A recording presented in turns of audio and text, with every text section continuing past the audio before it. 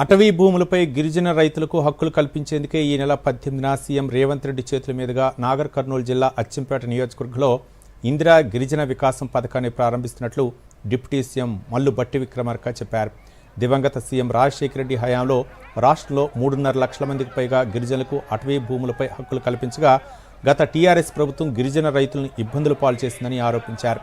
మహబూబాబాద్ జిల్లా బయ్యారం మండలంలోని పలు గ్రామాల్లో చేపట్టిన పలు అభివృద్ధి కార్యక్రమాలకు ఉప ముఖ్యమంత్రి ప్రారంభోత్సవాలు చేశారు.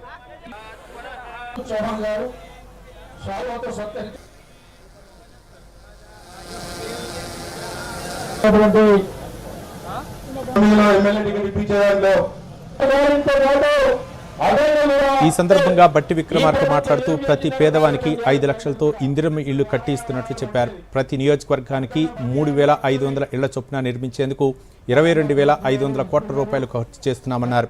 పేద విద్యార్థులకు ప్రపంచ స్థాయి విద్యను అందించేందుకు 200 కోట్లతో యంగ్ ఇండియా రెసిడెన్షియల్ స్కూల్స్ నిర్మిస్తున్నామన్నారు.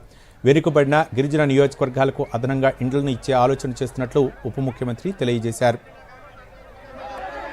కోసం మనం ఇందిరమ్మ రాజ్యంలో ఇందిరమ్మ ఇల్లు ఇస్తామని, ప్రతి ఇంటికి 5 లక్షల రూపాయల వరకు తగ్గకుండా శాంక్షన్ చేస్తామని చెప్పిన మాట ప్రకారం ఈరోజు ఈ పేదల కోసం ప్రతి శాసనసభ నియోజకవర్గంలో కనీసం 3,500 ఇళ్లకి తగ్గకుండా రాష్ట్ర వ్యాప్తంగా ఉన్నటువంటి ప్రతి శాసనసభ నియోజకవర్గంలో శాంక్షన్ చేసి ముందుకు పోతా ఉన్నాం.